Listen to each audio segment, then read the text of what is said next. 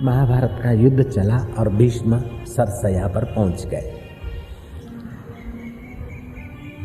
गर्दन लटकती रही, तकिया चाहिए। दुर्योधन और कर्ण रुई का तकिया ले आए, तूल तकिया।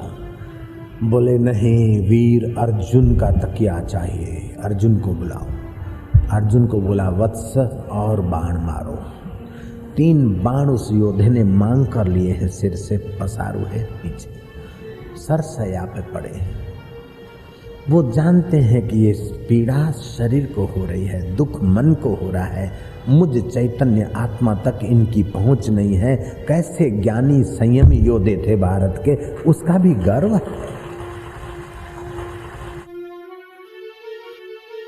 महाभारत के युद्ध में विजय मिली पांडवों को।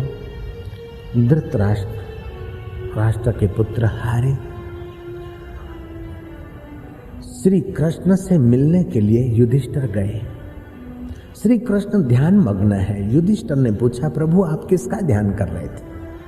बोले, सरसैया पे पड़ा हुआ भीष्म मेरा ध्यान कर रहा है, मैं उसी के ध्यान में मग्न था। कैसा है ये भारत का भगवान, तुम रुपए का ध्यान करो, तिजोरी में बैठे हुए रुपए को तो पता भी नहीं चलता। तुम ज्वेलरी रो रो के इकट्ठी करो, लेकिन ज्वेलरी कोई उठा के ले जाए तो ज्वेलरी कहेगी नहीं कि माई तू हमारे लिए रोई थी, पति ने इतनी मेहनत की थी, पत्नी इतनी रोई थी, अब हम चले जा रहे हैं, बाय बाय टाटा। नहीं, ज्वेलरी तुमको कहने को नहीं खड़ी रहेगी। गाड़ी कोई ले जाए तो बोलेगी नहीं। युधिष्ठिर स्त्री धर्म, राज धर्म, व्रत धर्म, त्याग धर्म, उपवास धर्म, सारे धर्मों में अगर इस समय कोई सब में पारंगत पूछो तो एक भीष्म पितामह है। युधिष्ठिर तुम्हें उनसे राज धर्म सीखने के लिए चलना चाहिए। जैसे यक्षों के साथ कुबेर जाता है, ऐसे 5 पांडवों के साथ, 4 भाइयों के साथ 5वें पांडव युधिष्ठिर और भगवान कृष्ण भीष्म पितामह के पास गए। धौम्य ऋषि, पराशर, दूसरे बड़े बड़े राजऋषि, ब्रह्म ऋषि, देव ऋषि अपने शिष्यों सहित जा रहे थे कि अब उत्तरायण की घड़ियां आ गई। ये योद्धा 51वां दिन हो गया है, कल को शरीर छोड़ेगा। जो लोग जाते हैं, देश काल और व्यवहार को जानने वाला भीष्म अपने वचनों से उनका स्वागत करता है। भारत का वीर सरसैया पे पड़ा पड़ा श्री कृष्ण को कहता है कि कन्हैया तुम तो मेरी नेत्रों के पलकों में बैठो। युधिष्ठिर तुम कुशल तो हो पुत्रो, क्या काल की गति जानी नहीं चाहती। राजा पांडु तुमको बचपन में ही छोड़ के चले गए थे, कुंता महारानी ने तुमको पाला पोसा था, मैंने तुमको गोद में खिलाया था और मुझे ही तुम्हारे सामने विरोधी पक्ष में बाण लेकर युद्ध करना पड़ा था। 12 वर्ष वनवास तुमने सहा, 13वां वर्ष अज्ञातवास तुम रहे। जिसके पुत्र धर्मराज युधिष्ठिर हूं और जिसके रक्षक गांडीव धनुषधारी अर्जुन हो और विशाल काय बलवान भीम हो, ऐसी कुंता महारानी को भी इतना दुख देखना पड़े, ये काल की गति जानी नहीं जाती। जिनके सलाहकार साक्षात श्री कृष्ण हो, उनको भी ये संसार दुख देता है, तो दूसरों की क्या बात। वास्तव में संसार को दुखालय कहा है। धनभागी तो वो है कि इस दुखालय संसार से अपना मन हटाकर श्री कृष्ण के स्वरूप में लगा दे, वही संसार से पार होता है। जन्मते भी दुख, जीते भी दुख और मरते भी दुख। युधिष्ठिर तुम जो सवाल पूछते हो मैं जवाब तो दूंगा, लेकिन मेरा सवाल कृष्ण तुम्हारे से है कि मैंने ऐसा कोई क्रूर कर्म नहीं किया जो मुझे बाणों की सैया पर सोना पड़े 52 दिन के लिए। और मैं मानता हूं कि कर्म का फल ही जीव को भोगना पड़ता है।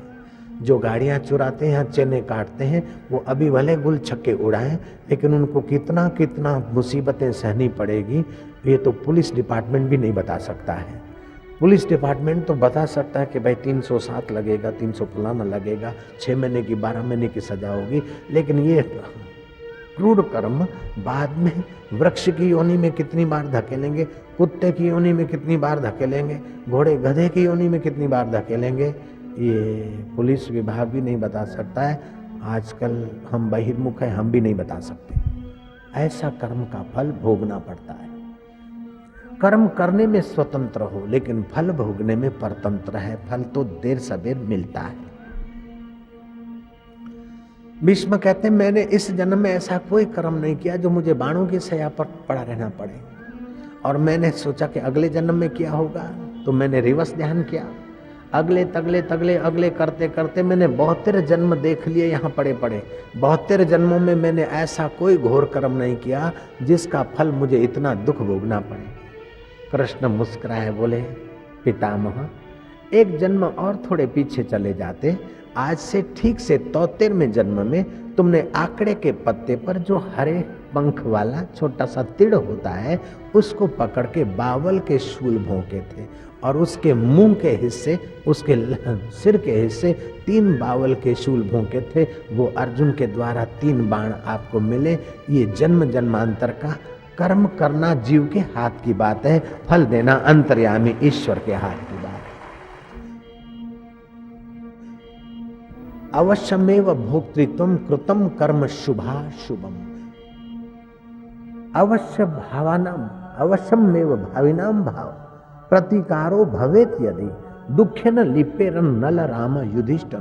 राजा नल को, भगवान राम को और युधिष्ठिर को भी इस कर्म के जगत ने अपना चमत्कार दिखाया, तो दूसरे आदमी की बात क्या। रामा अवतार में बाली को छुप कर मारा था, क्योंकि उसको वरदान था सामने कोई मारने आए तो आदि शक्ति उसी की तुम्हारे पास आ जाएगी। तो राम को मजबूरन छुप के मारना पड़ा। बाली ने कहा, तुम राम जैसे राम होकर ऐसा क्या। बोले, क्या करें, व्यवस्था संभालनी। वही बाली दूसरे जन्म में भगवान कृष्ण को अपने बाण से स्वधाम भेज रहा है। अगले जन्म का बाली कृष्ण अवतार में शिकारी होकर श्री कृष्ण के पैरों तले तीर फेंकता है। इसलिए कर्म करने में सावधान रहना चाहिए, और फल भोगते समय संतोष करके हंसते खेलते दुख के और कर्म के फल को विदा देना चाहिए। एक तो दुख का कर्म फल आ रहा है, दूसरा आप ज्यादा दुखी हो तो अच्छा नहीं है। उस समय सोचो कि चलो प्रारब्ध कट रहा है, बीत रहा है, ईश्वर के नाम का आश्रय लो ताकि उसका प्रभाव कम हो जाए, चोट कम हो जाए। ऐसा नहीं कि ईश्वर के नाम का जप करो और कर्म का फल छूमंतर हो जाएगा, ऐसा नहीं होगा। हाँ, फिर भी छूमंतर होता है। कर्म के फल 3 प्रकार के होते हैं, मंद, तीव्र, तर तीव्र। मानो मुझे थोड़ी फूंसी हुई, मैंने दबाया, नोच लिया, जरा सा नमक लगा दिया अथवा साबुन घिस दिया, बस नो प्रॉब्लम, अथवा तुलसी का पत्ता रगड़ दिया, नो प्रॉब्लम। ये है मंद प्रारब्ध। मुझे फोड़ा हुआ है तो दबाना और जरा इससे नहीं होगा, डॉक्टर का सहयोग लेना पड़ेगा, ठीक हो गया।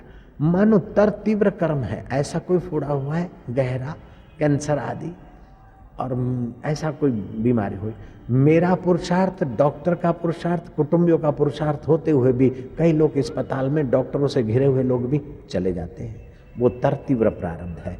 तो तर तीव्र प्रारब्ध तो भोगना पड़ता है। तीव्र प्रारब्ध दूसरे के सहयोग से हटाया जा सकता है। मंद प्रारब्ध अपने भजन और पुरुषार्थ से बदला जा सकता है।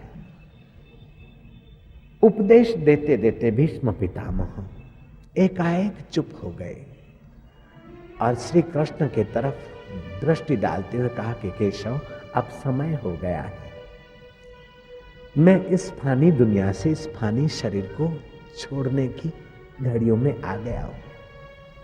केशव, आज तक तो तुमने अपने भक्तों को प्रतीक्षा कराई, आज ये भक्त तुम्हें प्रतीक्षा कराना चाहता है। जब तक मैं महाप्रयाण न करूं, ये श्वास महाश्वास में न मिला दूं, तब तक केशव तुम यहीं खड़े रहोगे, उदास होकर नहीं।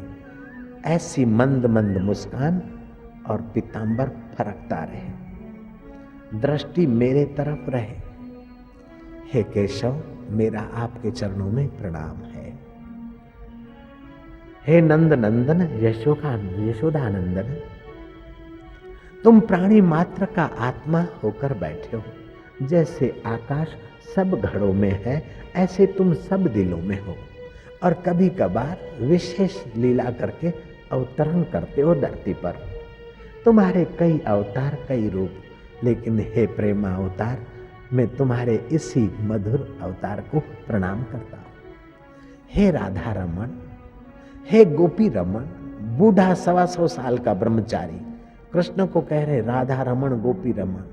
जो बाबू लोग कहते हैं कि कृष्ण को 16,108 औरतें थी, he was a great sexy, उन मूर्खों को ये बात समझ में आनी चाहिए। अगर कृष्ण कामी होते तो मरते समय ब्रह्मचारी उनके ध्यान की इच्छा नहीं करता और उनको प्रणाम नहीं करता, ये बात भी तो समझनी चाहिए।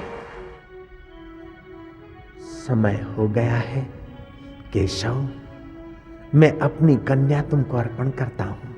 आप चौंकोगे, 125 साल के बूढ़े की कन्या कहां से आ टपकी। सुनो केशव, मैं अपनी एकलौती पुत्री तुमको ब्याह देता हूं, पानी ग्रहण करो, जिसको मैंने तप से, व्रत से, सत्य वचन से शुद्ध कर रखा है।